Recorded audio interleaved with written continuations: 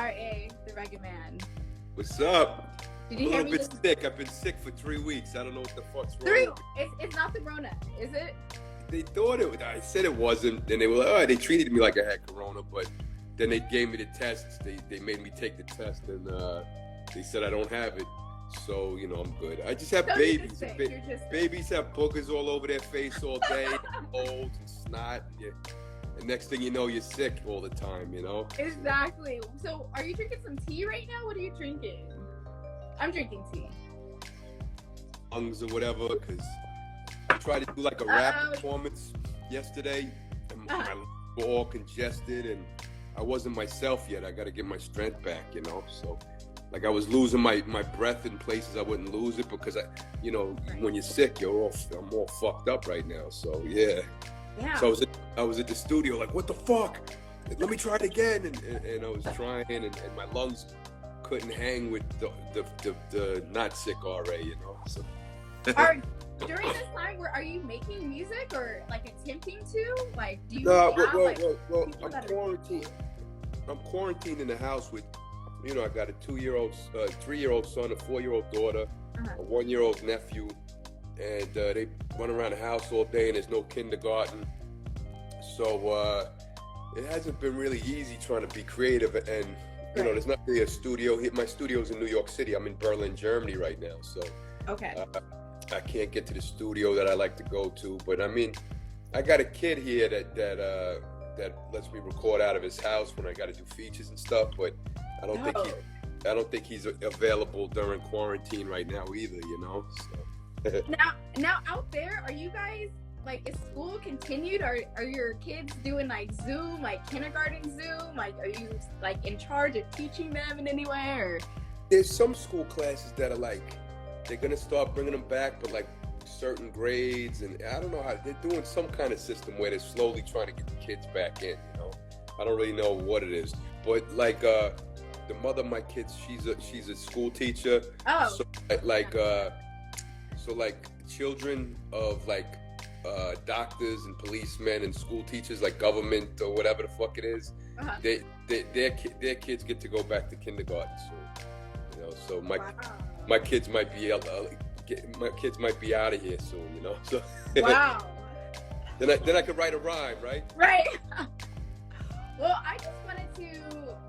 I'm pretty sure, as you saw in my video, like I was kind of getting a little emotional because, like, I'm just so thankful for you to just come on my show and do this interview. And like I said, like, you're such a hip hop legend, like paving the way for a lot of like these cats. Like, you've done some legendary things within the industry, and I'm just so happy to have you here. And for you, like I said, I personally think you dropped the best album of 2020. Do you think you dropped the best album of 2020?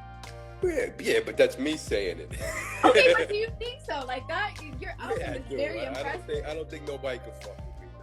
No. I'm confident in my product, And I had a big team, from the musicians to the engineers to the DJs. I had 7 of the best DJs in the world scratching. I had some of the greatest musicians, some great beat makers, some of the greatest rappers on earth. So I'm not taking all the credit myself. I had a big team, and I believe we put out the best record. I do believe that, So. Okay, no, I'm happy you believe it, because anyone that I ever talked to about this record were just like, damn, like finally some hip hop, like some. Thank you. And you notice how scared they are of it, the fucking corporations and the mainstream? Like, the fans are all going crazy. All over the world, I can doing beautifully. But everybody's hushed the fuck up. And I do better numbers, like when they talk about me, the clicks come in. But they're like, somebody got their foot on it. Don't talk about that, motherfucker. It is so crazy, because I was like reading one of your tweets, and you were saying like, I'm tired of everyone accusing me of like hating on like these younger cats and like, like what's going on in hip hop right now. But you do have the most freaking features. They act like I hate on the young new school, but like I saw you out the other day with Maya, and yo, she came to my show. I was like, yo, hop on the stage. Right. Up and coming MC. Like, I'm the first one to be like, yo, up and coming hungry MC, hop on the stage and kill it. And she got on the stage and she fucking killed it. She did. You know, like, so I'm I'm not intimidated by any of them. Come rock with me. Come rock right beside me. Let's rock stages. Let's show the world that if you're 15 or Ice-T's fucking 62, whatever the fuck age you are, you know, if you rock stages, you rock stages. It's not about, you know, any of that age shit. It's about who can rock the stage, you know? So, why do you feel like people are like accusing you of that? Like, are you because I hate whack rappers. Because when rappers are whack or overrated, I say it. So they go, oh, he must just be a hater and hate young people. No, it's like, I love all young MCs that are dope. I hate the whack shit, you know? Right. No, I feel it. Do you feel like there's a disconnect with hip hop, like from older to younger generation, or do you feel like there's no disconnect right now? No, I think there's programming, you know, so they program the youth, you know, to say, hey, you know, this is the cool hip shit, and you know, some of the following ass youth will follow that, of course, and that happened in every era, you know. Right. I remember the 80s, they had like long hair, white rock people, you know, acting like, you know, this is rock and roll, and you know, all the brain dead idiots followed that shit around, you know. And the same thing happens with hip hop today, where like this is cornball, non-hip hop, you know. Or, you know, you get the youth following that, but not all youth. Then you get like, look at yourself and look at all. You name Afro on the album. When he was 15, 14, he was doing Rakim quotables, you know. And when you go, yo, I see clips like this dude from Long Island posting on Twitter a clip with his daughter. It was his daughter rapping. She must have been like 9 or 10, and she was like fucking killing it. And she was rapping over a Rock Marciano beat. She was killing it. It's like, you know, and the girl on, if you follow her on Instagram, Cool Flash, you know who she is? I don't. She's like a DMC battle DJ. She's been DJing like 8 or 9. Go follow Cool Flash. She's like eating people up. You know, now she's probably, my guess is 14, 15, maybe younger, maybe older, but like since she was like 8 or 9, she was eating people up on them tables, you know? So you know, the youth still loves hip hop, but you know, there's been a corporate machine and you know, a dumbing down of everything. Once money gets involved, you know, the big corporations come and dumb shit down to, you know, try to, you know, sell it to more people. So, you know, of course, the dumbing down of everything's going to be there, but the actual culture of hip hop is living and it's alive and strong, you know? Okay, so you know that I have to ask you about, what are your thoughts on 6ix9ine? Well, you know, it's a funny guy, you know? It's like they're changing the culture around. It's like everybody knows, you know, if you're not even just a man, a human being, you don't go, let me go tell the feds and let me go snitch on everybody knows you don't do that. I don't care if you're male or female, you know, don't go snitching to the feds, don't go snitching to the cops. And then he made this whole video where he was talking about like, oh, they had sex with my girlfriend and they were mean to me and they beat me up. So let me call the cops. Let me talk to the feds. Like, come on, that's no excuse. And there was like the new generation was watching that and be like, he's right. They fucked his baby's mom. So what? You got your girlfriend fucked. You gonna talk to the police? Hey, they fucked my girl. Let me rat now. You know, so that's how I feel about that shit. You know, as like a real MC, how do you feel like for someone like that, a clown? The way, like, I'm not a fan of him, but for him to like pull the numbers that he is right now, like it's not even really hip hop anymore. It's like people are focusing more on the entertainment. Like, well, no, it's you know, TMZ. That's what I said on the record. I said I'm not the gossip TMZ era. You know, I'm not from the gossiping era, blog era of TMZ. I'm from the old and golden era, home of EPMD. You know, we're not about, you know, rats and snitching and not about gossiping and Kim Kardashian and Kanye likes Trump, and you know, that's not like, you know, but the more you get sensationalized shit, and that's why Kanye started off as a musician, but then he turned into like, if I call Taylor Swift and we post it up on the internet, everyone's gonna talk about it. Like, he knows how to get the stupid people talking about him. Right. And that's the same brilliance that 6ix9ine has, where like he's a king troll. He knows what to do, what to say to get everybody talking about him. It has nothing to do with the music. It has to do with the clickbait and things that'll get people angry and make people talk and divide people. You know, that's the kind of, you know, and that's not just music, it's politics, it's right. Social media, it's the world right now. It's like how to get the clicks. So right. It has nothing to do with me. Like, okay, say you take a song, who are the greatest rappers of all time? Take a song with Rakim and Public Enemy, and then, you know, I don't know, whoever. Take 3 of the greatest rappers of all time, put them in the studio with the great producers, make a great song. That's gonna get way less clicks than Flavor Flav and Chuck D are having a fight and they're breaking up, and one likes Bernie Sanders. You know what I mean? They like drama. They like a soap opera. It's not about the music. It's about the soap opera these days. Right. You know? And that's like the whole shitty part about it. But like I know that like at one point you were with Capitol Records, and then now you moved into like more of like independent. Is that like the reason why you decided to take that move? Oh yeah, I was with Jive Records, I was with Priority Records, I was with Capitol Records. I had deals, you know, from Def Jam to Priority to Warner Brothers to Mercury to every label you could name. They was throwing deals at me my whole life, you know. Okay. And then you know, you sign to these situations, and they say this is what is a marketable record. You can't make records with these people. Those people aren't hot. You can make records with these people. These people are what's hitting on the radio right now. And you can't use that producer with that beat. Like I was bringing beats up to Capitol and Priority from Ayatollah before Ayatollah blew up. And they were like, yeah, it sounds like some fake Wu-Tang shit.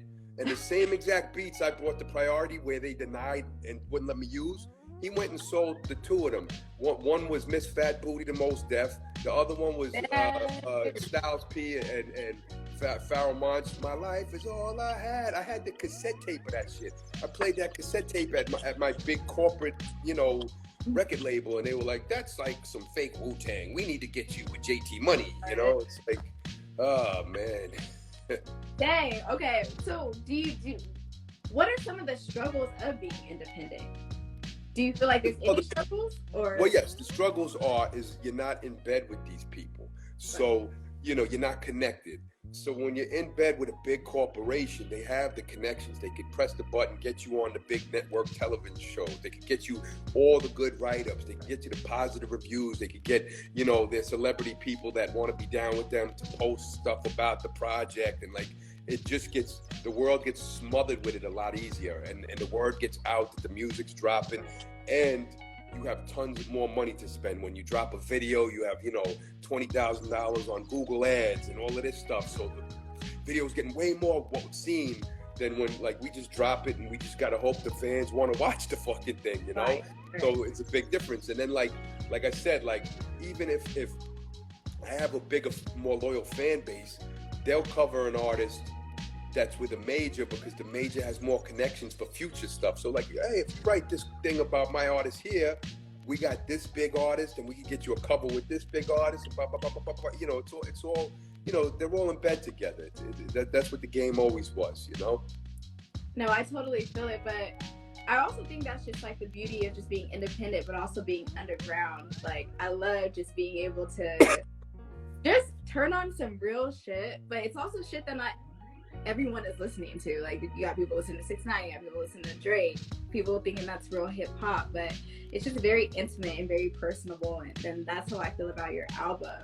Like, with your album, I know that, like, of course, all my legends are dead, all my heroes are dead, but a lot of these features are some of my heroes. Like, what heroes are you specifically talking about that aren't here?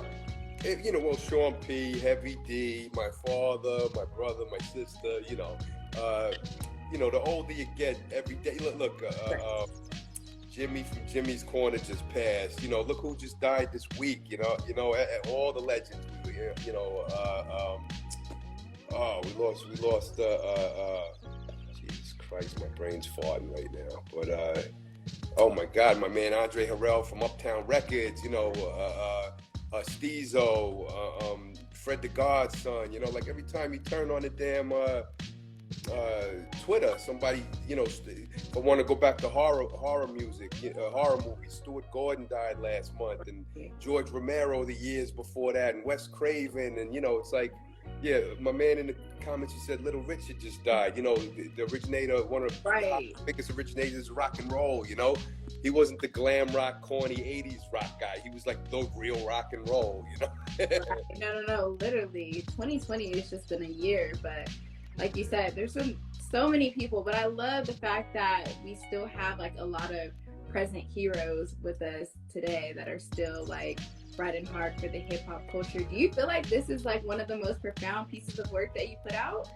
Yeah, well, every record I put out, I want to make sure it's more profound and more deeper and better produced and better written than the record before it, you know? So I hope it is, you know? I really hope it is, you know? So, but something like that, like I can tell when something's my best work, but when you go profound, for somebody to say my work is profound, that's kind of a little, you can say, oh, yo, I killed it. I did a great job on my shit, but my shit is profound. You know, if you think it's profound, that makes me happy because I worked very hard on it, you know?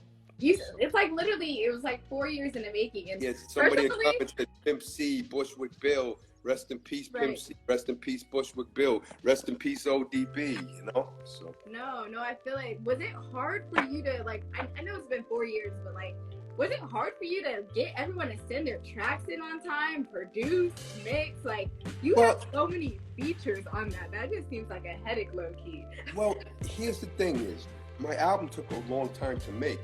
So, yeah, some of the features took a while, but, like, I would go to the studio for a week, work on the album, and then I'd have to go do a 6-week tour. You know, so while I'm out on tour and this and that, you wait, hey, yo, you got, yeah, I got it. So then when you come off the tour, you go back in the studio, you know, some rappers are coming to the, like, yo, I'm actually off tour. I'll come to the studio that day. So they come to the studio the day that you're in New York City. Or somebody that's like a little busier, like an Ice-T, he'll be like, yo, I'm hitting the studio. So you get off tour and all of a sudden you have like a dope recording from Ice-T waiting for you. You go like, oh shit, you know what I mean? So like, the fact that if I was gonna make the whole album in 6 weeks and all of that stuff, I couldn't have got all those people. But the fact that I tour and then take the tour money to record the album and then tour some more, take the tour money to record the videos, you know, it just, I had a little bit more time to be able to get everybody. You know? and that's just dope, just to be like a legend, because the fact that you can pull people like Ice-T, like I don't even remember when's the last time where Ice-T did a feature? Idols. Ice-T's a legend, and my favorite feature on the album is Kool G Rap because it was so big and so G Rap, and it was right like an up tempo type, you know, because a lot of times G Rap kicks some hard street shit over like, you know, like some hard street shit. This was like up tempo, and we had the woo tang, you know, so it was like, and then G Rap still. It's been my idol since I was literally like 11 years old. Kool G Rap's been my idol, you know. So. Dang. But go ahead, sir. No, go ahead. But like, G Rap's been supportive. We did a show. He was one of the guys that I never met. I knew everybody in the game, and in 2005, I still hadn't, or 4, never met G Rap. And then I got booked in Buffalo to do a show with Kool G Rap, Raekwon, and myself. And I was like, yo, I'm doing a show with G Rap. This is crazy. So I was kind of starstruck. I was backstage. I seen G Rap standing there. I was like, yo, that's Kool G Rap. Like, should I talk to it? That's Kool G Rap right there. That's the guy you idolized your whole life. And wow. He was like the most humble dude in the world, and he like knew who I was and was complimenting me. And I was like, yo, you're the GOAT, you know. And then I did a movie premiere in New York. My father, my family was there. G Rap came through. My father and G Rap are hanging out at the bar, telling stories. So, you know, and then me and G Rap became personal friends through the years. So yeah. So you feel like that's like one of the best features that you put on the album? For me, it's my personal favorite because G Rap is, you know, and Ice-T because, like you said, he's not on a million records. You know, it's like it's kind of like, damn, and he came like full thrust OG gangster Ice-T. So it was really dope to have that. And you know, Ice-T's a guy, since you're a little kid, you're watching him make power moves, bigger than everybody in the game. So, you know, oh yo, the legend right there, one of my idols, Grandmaster Caz just gave us the thumbs up right there. Hey! That's one of the legends, one of the that's Ice-T. Yo, that's Ice-T's idol right there. Grandmaster Caz, that's Ice-T's idol. Ice-T told me, he's like, yo, that's my idol. Damn. Ice-T he said he went to Grandmaster Caz's house, and Ice-T only had like 20 rhymes at the time, and he said Caz had notebook after notebook after notebook, and he's like, and Ice-T's like, I got some work to do, man. Like he saw Caz's notebooks. He's like, damn, Grandmaster Caz, one of the greatest that ever lived, and one of the most influential that ever lived. You know? Oh, definitely agree. Like, when your kids see you, do they see dad as, like, do they know that you make music? Like, how do they perceive it as just being a kid? Because I know that you're, like, their Superman right now. And, like, but do they know that, okay, dad does music, dad has one of the best albums of 2020, like... My kids get excited over dad's music. They like to watch my video. Daddy on TV, Dad, let's watch that. Yeah, my kids like it. And the other thing the kids like a lot is when, you know, if I'm walking around or something and somebody comes up to me, if we're in the airport, and somebody's like, oh, Ari the and my kids are like, that my daddy, Ari the Rugged Man, that's my daddy. You know, like they're proud of daddy, you know, so that's cool. Yeah. That's cool. That probably melts your heart, right? Oh yeah. Do you feel like that's one of the best things, fatherhood? Like, how has that changed you as, like, an artist? Like, because I know that, like, you're very transparent in your music and you're just so open, and you put, I know that you're, like, an open book. Like, when I listened to your album, like, you definitely talked about, like, these different things that, like, were going on in your life. But do you feel that fatherhood has changed you for a whole? Like, what's different? Of course it has. You know, it's like, do you have any children? You don't have any kids, do you? I don't. Yeah, I saw your Instagram. I didn't see any kids bouncing around. So yeah. So I didn't think you had any. But also, how do you feel about people that have kids that don't post them on Instagram? Well, people feel the opposite. Like I post my kids all over. And a lot of people be like, yo, like let them make their decision when they're old enough to make a decision if they want their pictures all over the internet, which is understandable. Right. But you know, I'm too proud. There's my kids. Here's my daughter. Here's my son. So, you know, if they're mad at me when they get older, fuck off. You have your baby face on the computer. Shut up. Kaz, thank you, Kaz. Kaz said thank you. Aww. The Grandmaster, yeah. Do you have any songs that you would feel like embarrassed for your children to hear? No, well, you know, or are you very open?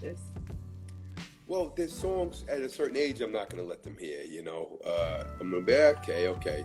But once they're grown, you know, I said all the worst shit possible, and they're gonna hear Daddy saying bad words. I'm not you know, they're gonna be grown. Like, it's not how scarred are they gonna. Oh, my daddy used to say bad words. I'm not really that scared of that. So when I first met you, I don't know. Do you remember that moment we had?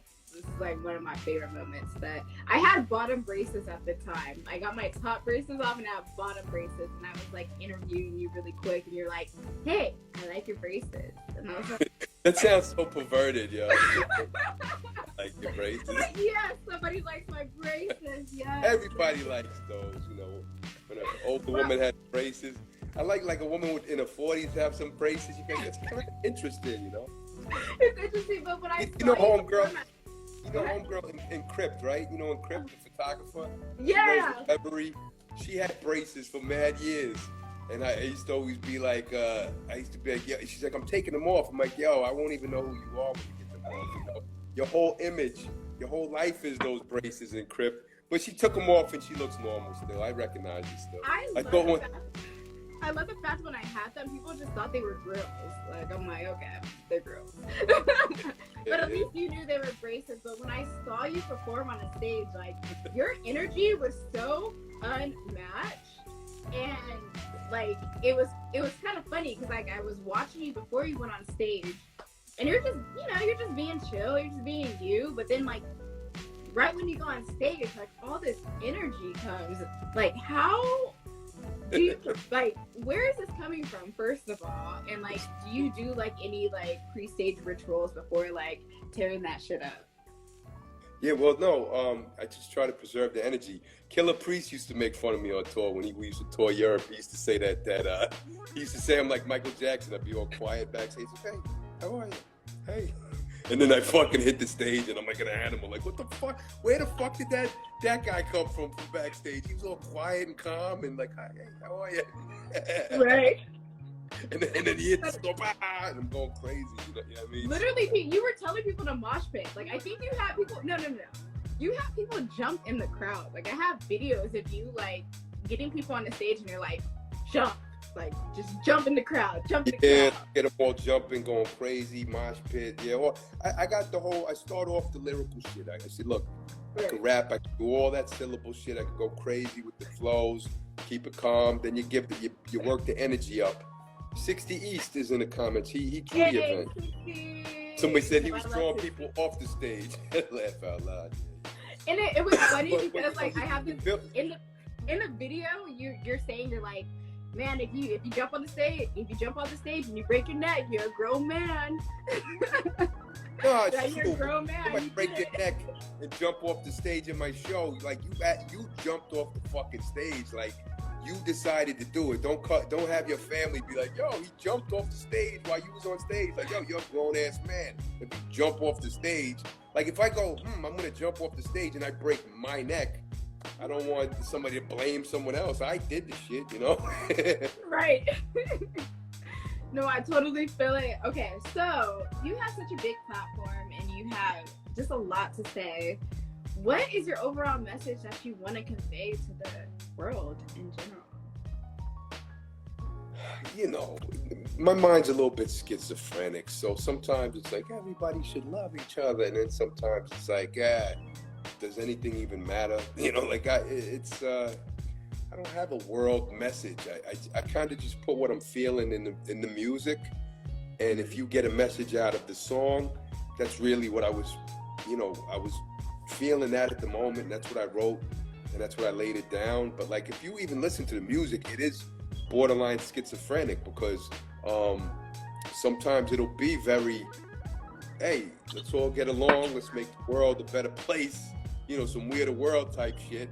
And then the next song, it's I'll crush your skull into dust, chop it to powder and snort it, you know. It's like, it all depends what song you're on, you know. The next thing is start a riot, beat up cops, break the law, fucking stomp shit, break shit, you know. And then the next one's like, hey, you know, can we live together in tranquility, you know? So right.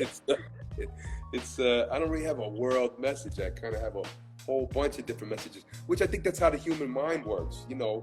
Like, trust me, like, yeah, not trust me. I mean, it works. How many times you love somebody and then 3 days later you're like, I want to kill this motherfucker, you know? That's but true. then We're always changing. 2 days later you're like, I love him. What a good person. Then 3 days later you're like, right. No. Literally all spectrums.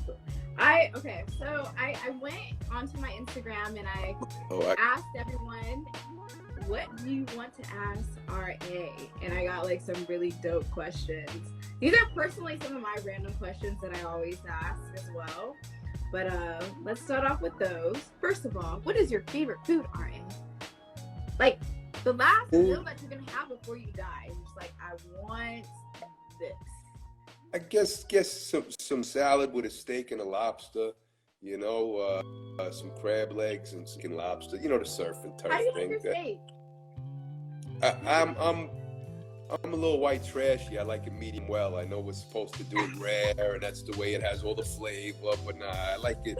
My pops used to cook them shits crispy, and you know, from my childhood, I like mine medium well. I mean, medium well. Yeah. Okay. And then someone said that they know that you are really into fighting. Who are your top 5 fighters at this current moment? Oh, at the current moment, you know what's funny? I know every boxer by heart. I know the fight game in and out forever. And the last 5 years, since my daughter was born, I live in Germany and I've been missing all the fucking best fights and all the great fights. But I went to Japan recently to support Donaire, and he fought the Japanese world champion, and it was one of the best fights I ever been to. It was like sold out arena. The energy was crazy, and Nonito was like a 7-1 underdog. And he ended up breaking the dude's eye socket. And Nonito got dropped, and that was a really special fight. I dislike Canelo a lot. I dislike him. You know, people like him. You like Mayweather?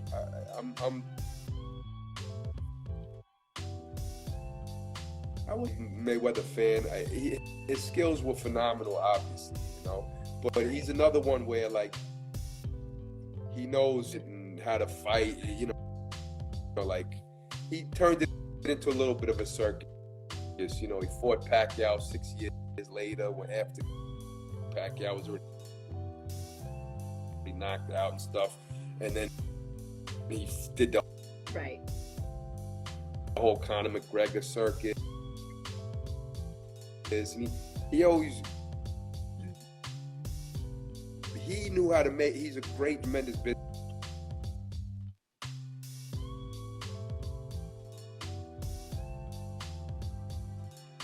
Hold on. I think it might be my Wi-Fi. Hold on. Oh no! RA left, but he should be back. Hey guys, I'm China. Thank you for watching the China Show. RA should be back very soon. I think his Wi-Fi was just acting up. We were getting really into it. Okay. Everybody comment your favorite fighter. Who is your favorite fighter? Do y'all like wrestling?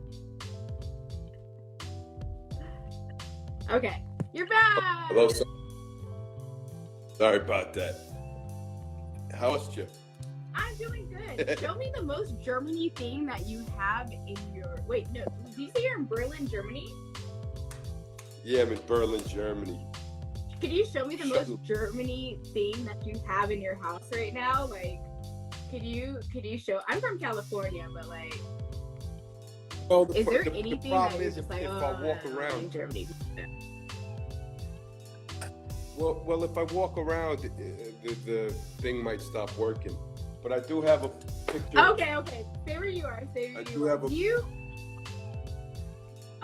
Ooh.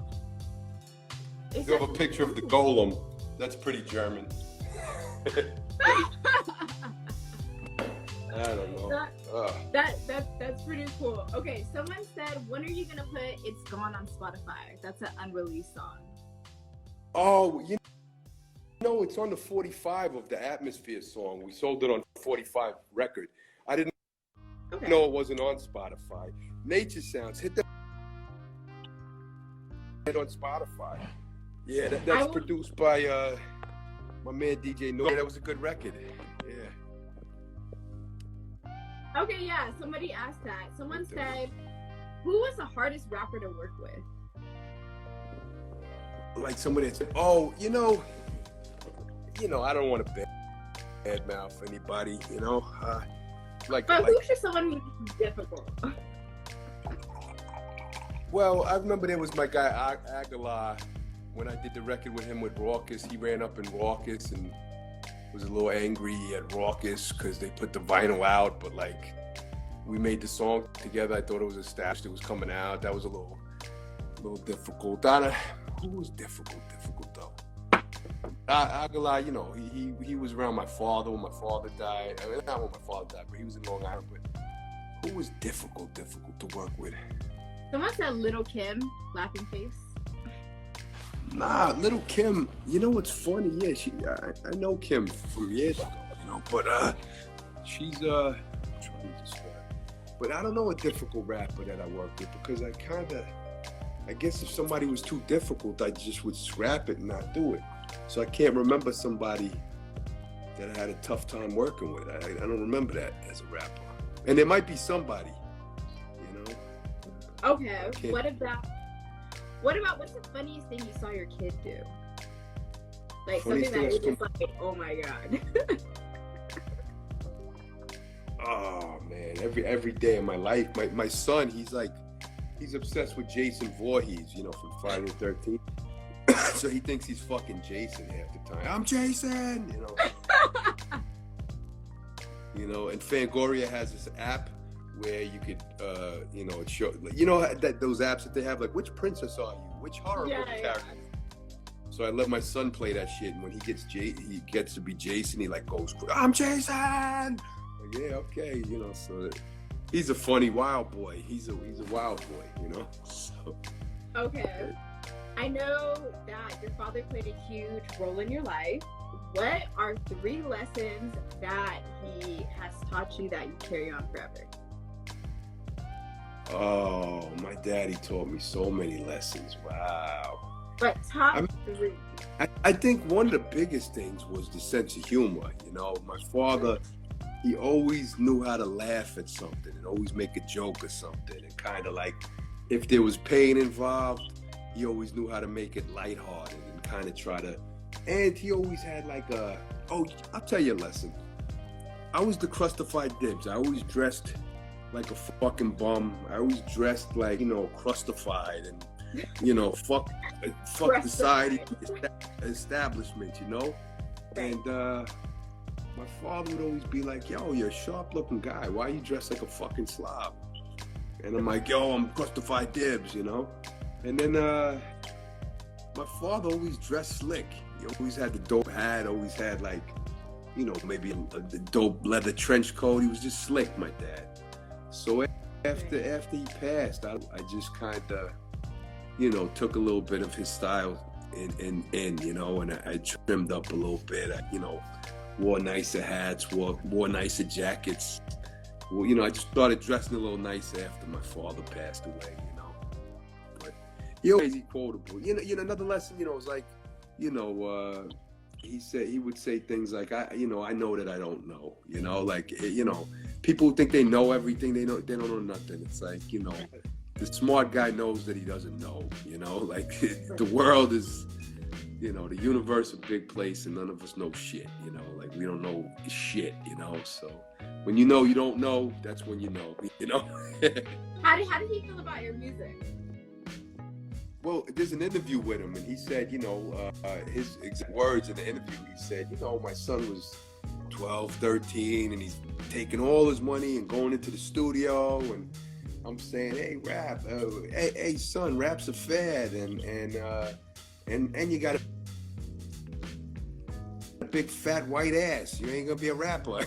That's what he said. He said he was busy. He said he was busy waiting for Dick, you know. So someone said, would you rather be a pop star or a one-hit wonder? Oh man. Well, here I don't really love the term one-hit wonder. Sometimes the wrong people get labeled that. Like sometimes, see, Biz Markie has some of the greatest songs ever in hip hop. You know, nobody beats the Biz. You know, going all the Vapors. And whenever because he went pop with the "You Got What I," just a friend, I hear people call Biz Markie a one-hit wonder, and it's like, yeah, but he's not. He's one. If you go hip hop, he's one of the greatest hip hop of that era. And then my friend Eamon, one-hit wonder they call him because he had the song "Fuck It" when he was a kid, and it sold 10 million albums worldwide and huge hit record, and number 1 in 40 countries. And you know, but he's one of the greatest singer-songwriters ever. He's so brilliant, but his new music is more grown and more adult, and it's not, you know, pop.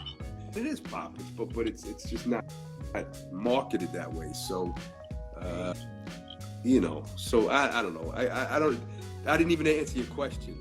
Do I want to be a pop star? No. But do you feel like, as an artist, what are some other things that you're investing in, like with your music, other than music?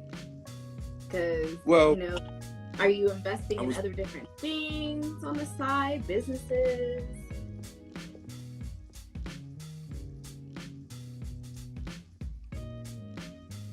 Wait, hold on, I can't hear you. My oh wait, now I can hear you. Friend Cap, you know, he got rich doing real estate. He was a white boy. Can you hear? Yeah, now I can hear you. Okay. my boy Cap, who was a rapper back in the 80s and 90s, he ended up buying real estate and getting rich doing real estate. And he said, come in business with me, and you know, I got a whole bunch of opportunities, and you know, so we've been talking about that. When I go on tour, maybe put some money in some of the houses that he's working on. But he's not just doing houses. He's doing like a piece of property that has like 10 people doing like vacations in Miami, you know, like shit like that. So we talked about doing some real estate stuff together, you know. Would you ever do a song with Drake if the opportunity came about? If the song was right. You know what's funny is you know who Noah is? Noah's his producer and part of.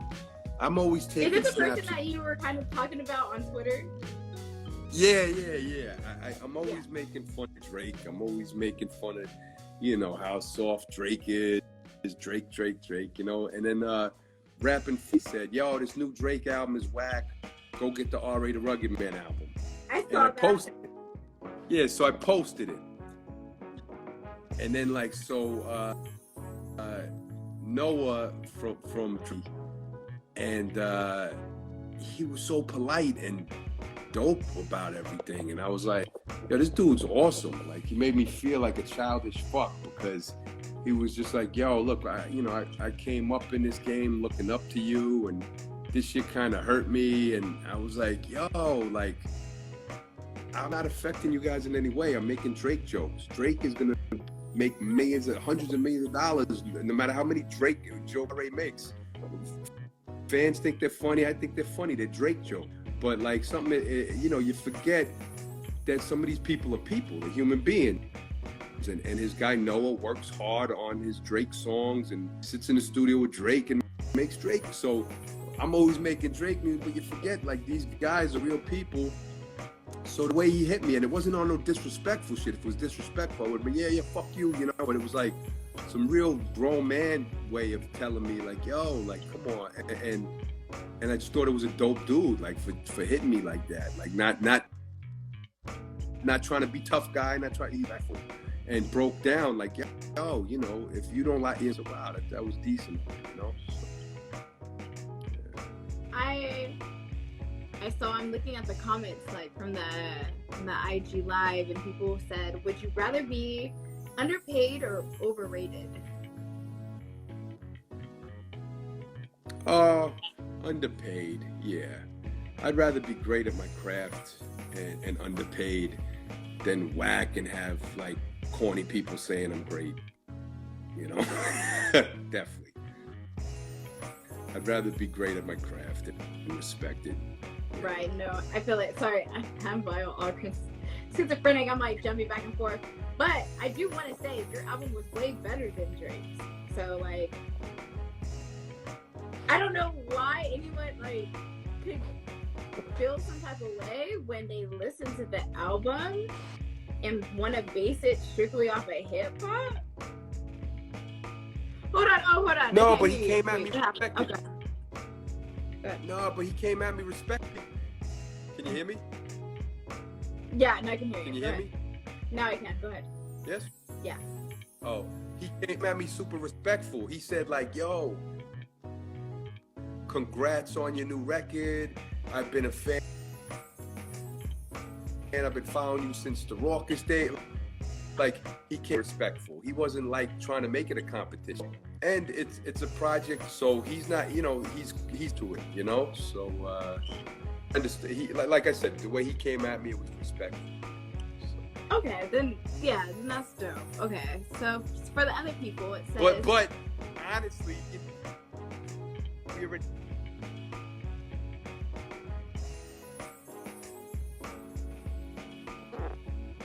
Hello? Go ahead. I can hear you now. Go ahead. It was cutting out, but now I can hear you. Is it cutting it out? Is it getting better, or is it terrible? No, I hear you now. Go ahead. Okay, so you talk to me then. Okay. Okay, no, but to go based off of it, I'm happy he came at you respectfully, but like that's like no comparison. Like when you posted that tweet, I was like, well, that like you see who's on that album. Like this whole album is so fire. Who do you think dropped the best album of 2019? I personally think Freddie Gibbs dropped the best album of 2019, but who do you think? Oh, with Madlib? The Madlib album with Freddie Gibbs? Yeah. Yo,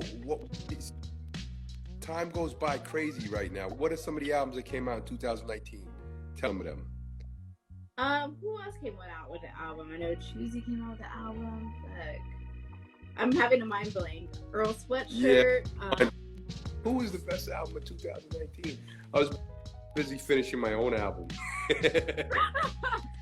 What was the last one you listened to today? Like, who, aside from yourself, if you did listen to your music, who's the last one you listened to? The only reason I listen to myself is because I have to memorize my own raps for fucking kids. But I try not to listen to any of my own shit. But because you work so hard on it, you try not to listen to it. But the last song I listened to, the Kid Classified. He has a song called Good News. It's poppy, but it was like, we're in such a fucked up time where like everything's fucking up, and the song's just called Good News. I've been waiting on some good news. I want to hear some good news. So I pumped that. The day that came out, I was blasting that record for like 5-6 times in a row. Like, I've been waiting on that good news.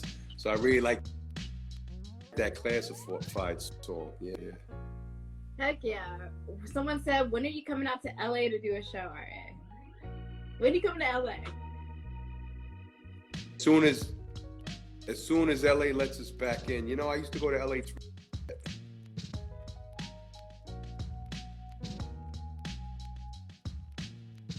I got a lot of good friends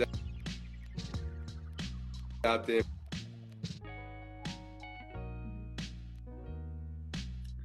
Hold on, it's kind of breaking up a little bit. Like I hear you, but it's just kind of going in and out. I don't know if it's like where you're getting out. Okay. We hope R.A. comes to LA. Like I said, thank you again, R.A., for just coming down. He's gonna jump right back in. We have 10 more minutes left of this interview. Again, I am China, Tokyo, Japan. If you are interested in an interview with the China Show, go ahead and DM me right now. DM me right now. I'm all about music. I'm all about just highlighting people. I get really excited about this shit. I'm really excited about R.A. Like, that's like who, like I said, this is probably like the highlight of my career. If you are really into hip hop like that, this guy has done everything. I'm like, yeah. Like, who do you know who has Love and Notorious B.I.G.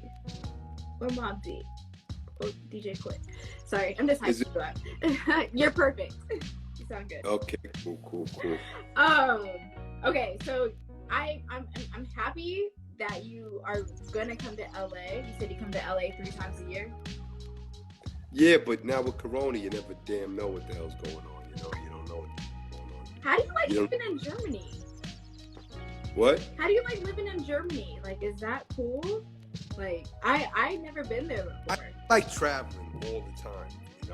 I like being on tour. I like hitting the road. I like, my plan was to do 200 shows this year, but the whole world's all over the place. So we don't know what the hell's going on. So they said we might not tour till 2021. Who knows what's happening, So, but I love going to LA. Have you ever been to the Magic Castle? I haven't. Yo, it's awesome. Shout out to Kaylee Chase and Milo. They take me in there all the time. I've been there like 3 times. I'm like a fucking nerd. I go hang out at the Magic Castle. It's like all these magicians go and do magic tricks. Oh, dude, I think I've heard of that. That's so crazy. I've heard of it. I've never been, but I've heard of it. Yeah, it's like the place I love to hang out. I'm such a fucking nerd. Yeah. What's the nerdiest shit that you're into? Like, how big of a nerd are you? The Magic Castle, that's the nerdiest shit.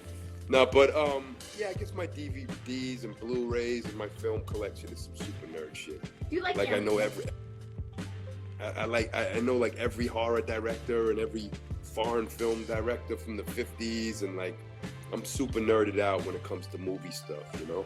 Would you ever super get into acting? I know you tapped in on it, but would you really pursue it? A lot of people ask me to. Ice-T was like, yo, I'm mad that you ain't into acting. I was like, yo, you're Ice-T, you know how to do that, you know. You know, but nah, people ask me to be an actor. I just I don't know who the fuck, where do you go? How do you be an actor? I don't know. I don't have a manager like that. Like, you were RA. You were RA. Like, yeah, but I don't really, you know, the movie people I know are kind of like horror movie people. I don't know. Maybe I'll do movie one day.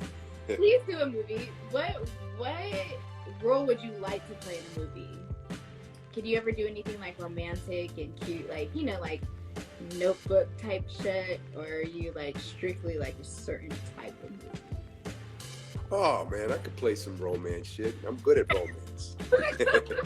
What's the most romantic thing you've ever done for a girl? Oh, I did it all. You know, helicopter rides through the city. You know, I'm one of them romantic types. People don't know it, but I am. You know, nice dinners, nice nights out on the town. You know, some nice shows. You know, wine and dining. I take them to nice places. You know, I do good. You know. So, yeah. Have you ever written a girl a song? Just like a personal song that you've written personally. Ever written a song? Mastered it? Yeah, like a song. Like, baby, this song is for you. Nah, well, I wrote a song in high school called Real Love. It was before the Mary J. Blige song. My man was singing the hook. He's like, I never really knew love. And I was like, I was known as the swinger, you know. I thought I was like slick. I had one nice sweater I used to wear and go to the mall and talk to girls and think I was. And then I had my little love rap, you know, because, you know, LL had a love rap and MC Shan had a love rap. I said, you know, you need one of those love raps, you know. So I had a love rap or two up my sleeve, you know. What about what artists do you look forward to working for or working with in the future? What artists like do you want to work with?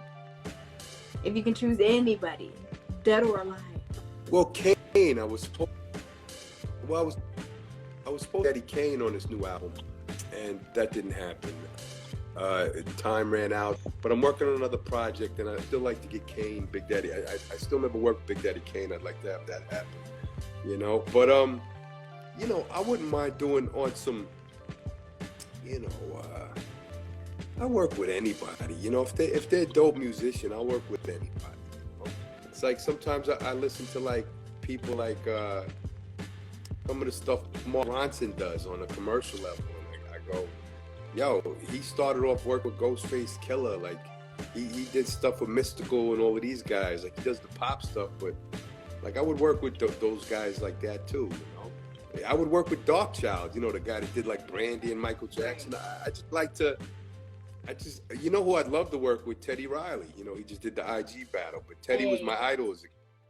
You know, but you know, a lot of people would say, well, and Teddy, that's not the right sound, but that's what I like to do. I like to kind of do stuff where, like, you know, where it's not expected, you know. So, yeah, I'll tell you another one that was when I was working on Legends Never Die. I was trying to get John Carpenter, the director. He scored a lot of his own films, and he was traveling around town doing tours. John Carpenter, the horror director. So I wanted to get John Carpenter to score a song, a beat with Tech Nine and me, but I couldn't pull it off. No, but I couldn't pull it off. I don't know. I never got a response from John Carpenter. I didn't get to the right people, but like I really want to do a John Carpenter produced, you know, score with me and Tech Nine. Into existence.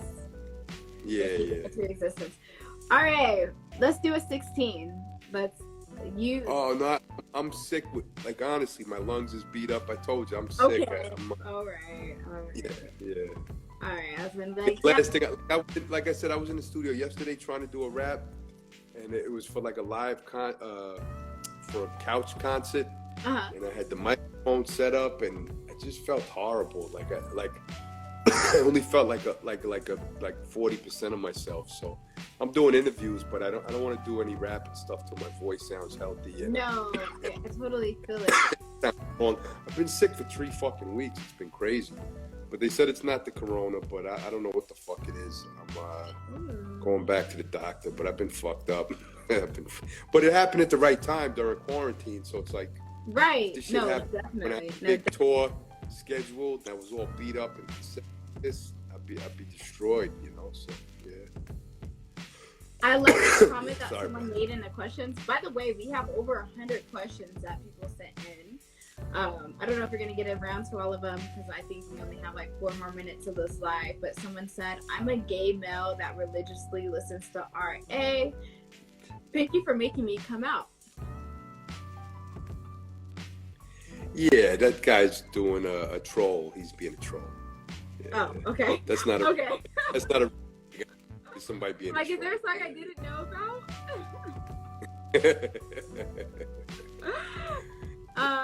No, but what happens? What happens is since I posted that Rappin' Forte thing with the Drake thing, like all these weird Eminem stands and Drake stands have been coming to my things and leaving like weird comments to have people talk about it, you know. And then they make posts. Oh, they talked about us. It makes them really happy when we actually acknowledge them, you know. So, yeah. Someone said, "Do you watch hentai?" Say what? Do you watch hentai? I don't know what hentai is. I don't know what it is. Okay, we're just gonna leave it at that then. I'm not gonna go. What is it? Hentai is like Japanese anime porn. Oh, you know, when I was a kid, there was all the Japanimation and Lord of the Overfiend. You know what that was? Yes. Okay. It was like all these tentacles that would fill everybody up and all this crazy stuff. I used to see that as a kid, but I haven't seen it in years and years and years. Yeah. We have 2 minutes remaining of this interview. RA, what can we expect from you in 2020, the rest of 2020? Well, I'm hoping to be back on the road. I recorded this album. So I could tour, you know. And, you know, my whole goal is to be on the road and be in your town and be in your city and, you know, trying to tour the world, you know, and put on the show for the world. I recorded this album as a touring album, you know, like if you listen to it as you have, a lot of it is for live shows, you know. There's call and response moments, there's choruses that are made to get the crowd hype.